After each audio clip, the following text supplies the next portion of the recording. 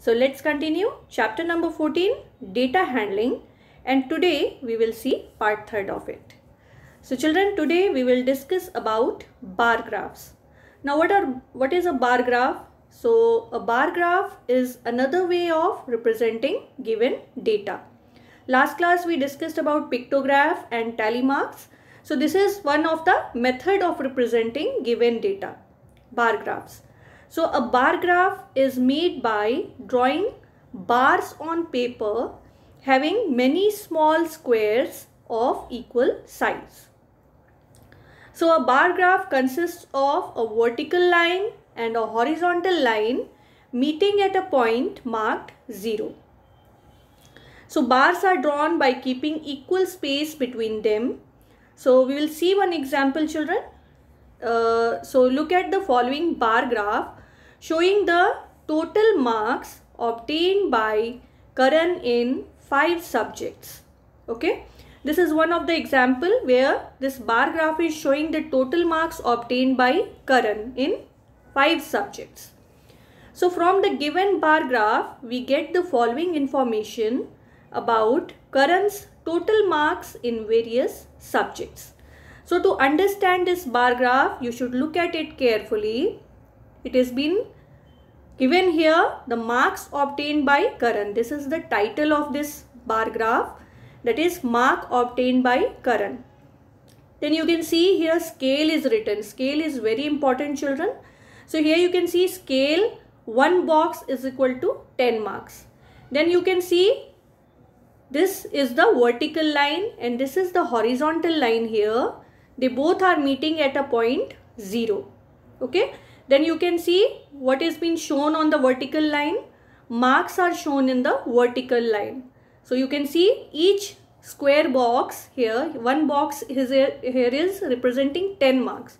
So you can see this box representing 10, then next one is again representing 10. So 10, 20, 30, 40, 50, like this they are increasing here. And in the horizontal line you can see different subjects are being shown. So from this bar graph, what we can say, here it has been given, we get the following information about Karan's total marks in various subjects. So here you can see how many did he get in Hindi. You can see here Hindi is written.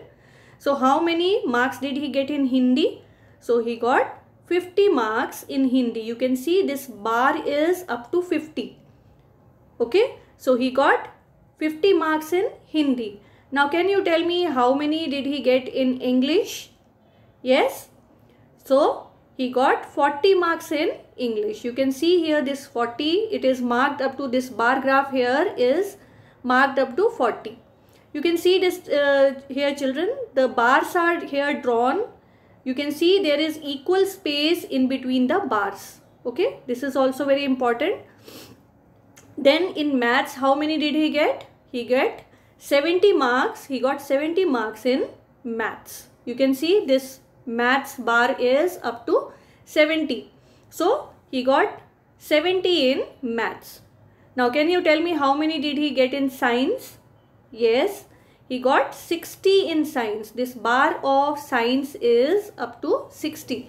So he got 60 marks in science. And in social studies, he got 50. So you can easily read and understand this bar graph. Okay, you should see the scale.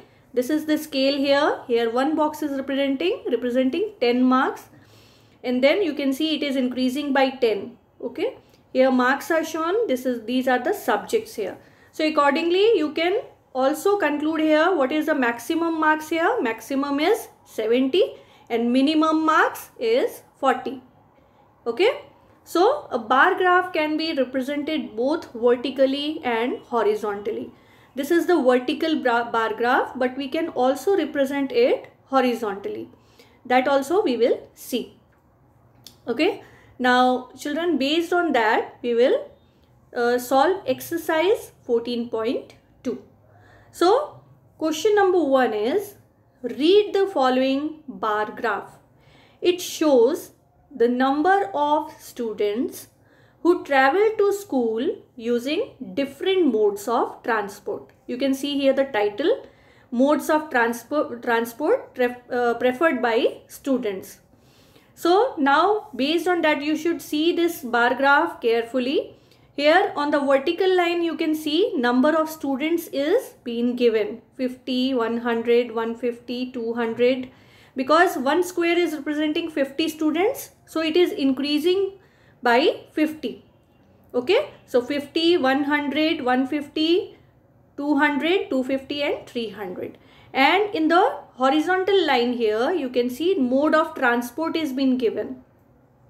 So mode of transport you can see here, names are written, modes of transport. Here it is written school bus, here it is metro, private van, other public transport and walk. So based on that we will answer the questions. So what is the first question? Question number A is, which is the most commonly used means of transport?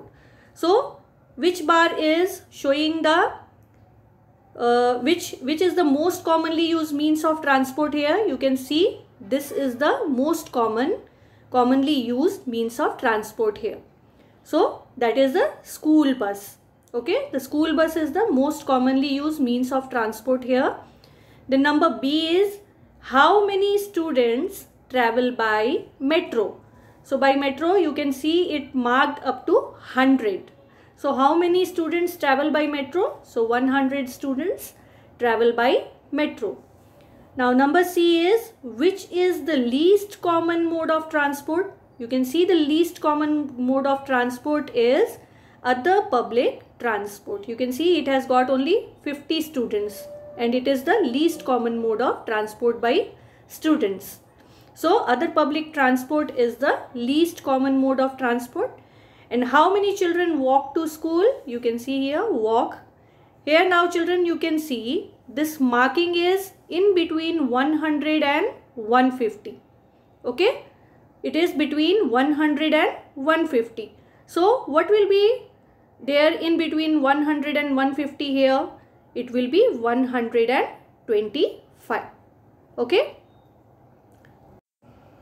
Yes, so you can see the answers here children. Number A, the most preferred means of transport is school bus. Then metro was used by 100 students. Then least common mode of transport was other public transport. And the last one, how many children walk to school? So it was between 100 and 150. 150. So what will come in between? There will come the exact half of 100 and 150 would be 125 here. Okay. Now children, let's see the next one, question number 2. So question number 2 is, the following table shows the number of hours children of class 10 study for their exams. You can see this table here. Here it has been given number of hours of study. 4 hours, 5 hours, 6 hours. These are the number of hours of study. And these are the number of children. Means 7 students, 7 children, they study for 4 hours. 12 children, they study for 5 hours. 10 children, they study for 6 hours. Likewise, it is being given that how many students study for how many hours. So here we have to draw now. So draw horizontal and vertical bar graphs to depict the data. So to show this data, to depict this data, we have to draw horizontal and vertical bar graphs. So read the bar graphs carefully and answer the following questions. Now first we will draw the bar graph. So to draw the bar graph children, we will draw it like this. We will be drawing in the vertical bar graph. On this scale we will write the number of hours of study. So here the scale is been given, 1 square is equal to 1 hour. Here this one square box is representing 1 hour. And on the horizontal line here we will show the number of students. Okay, so Yes. So here what we will do, this is on the vertical line. Here we are showing the number of hours of study, and on the other side, wait children.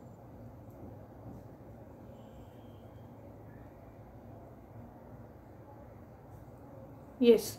So here in the vertical line it has been shown number of hours of study, and here it has been given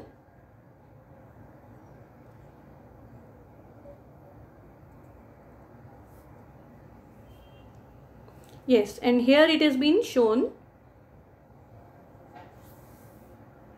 yes, here number of hours of study, and here number of students is given. So number of hours of children of class 10 study for their exams. Here this is the title of this bar graph. So how many students study for 4 hours? Yes, 7 students. So here we will draw one bar and we will mark it up to 4. Okay. So 7 students, they study for 4 hours. Then 12 students, they study for 5 hours. So here we will draw one bar. In between we will write 12 students and they study for 5 hours. So we will mark it up to 5. Okay, up to 5 hours here. Then how many of them study for, the 10 students study for 6 hours. So here 10 students, they study up to 6 hours. So we will mark it up to 6 and we will draw one vertical bar. Okay. Similarly, 8 students, they study for 7 hours. So we'll mark it up to 7. In between here, in between this bar here, we will write 8 students. Then 11 students, they study for 8 hours. So we will draw one bar here and we will mark it up to 8 hours. Okay. These are the number of hours. Then 3 students, they are studying for about 9 hours. So we will mark it up to 9 and we will write 3 students in between in that bar. And then 2 students, they study for 10 hours. So we will mark it up to 10. Here we have written 2 students. Okay. So in this way we will draw the bar graph. Okay. So this is the vertical bar graph which is showing number of hours children of class 10 study for their exam. And here in the scale also we will mention that 1 square is representing 1 hour. You can see 1 hour, 2 hour, 3 hour, like this it is increasing. Okay. And accordingly we will write the number of students who study for 4 hours, 5 hours, 6 hours, and like this we will depict it using the bars. So this is vertical bar graph. But we can also draw it horizontally. How we can draw horizontally? Now let's see. Children, this you will draw in your notebook. Okay. You should have this square notebook where you can draw like this. Then this is the horizontal bar graph now children. You can see here the same question. Now this is horizontal bar graph. So here again you can see children, we have now what we have done on the vertical line. Now we are showing number of children, and now in the horizontal line here we are showing number of hours. Okay. So here one square is representing 1 hour. Again in this line you can see 1 hour is representing, 1 square is representing 1 hour. Okay. So now we will write. So how many students? 7 students, they study for 4 hours. 12 students, they study for 5 hours. 10 students study for 6 hours. 8 students, they study for 7 hours. Then 11 students, they study for 8 hours. 3 students, they study for 9 hours. And only 2 students study for 10 hours. So this is now horizontal bars. These are horizontal bars. So this is a horizontal bar graph. We usually prefer vertical bar graph only children, but this also you should know. So this is showing the horizontal bar graph. Okay. This way you can see number of hours has been shown and here number of children. Okay. So in this way you will draw both of them in your notebook. You will try to draw them on your own. Okay. So children, these are the questions. Some questions were also given on the basis of this table. So first question is, how many hours do most of the students study? So most of the students, where you can see the maximum number of students here. Yes, 12 is the maximum number of students here. And for how many hours do they study? Yes, you can see they study for 5 hours. So what will be the answer here? It will be 5 hours. Okay. So how many hours do most of the students study? It is 5 hours. Now question B is, how many students study for maximum number of hours? So how many students study for maximums? Where you can see the maximum number of hours, that is 10.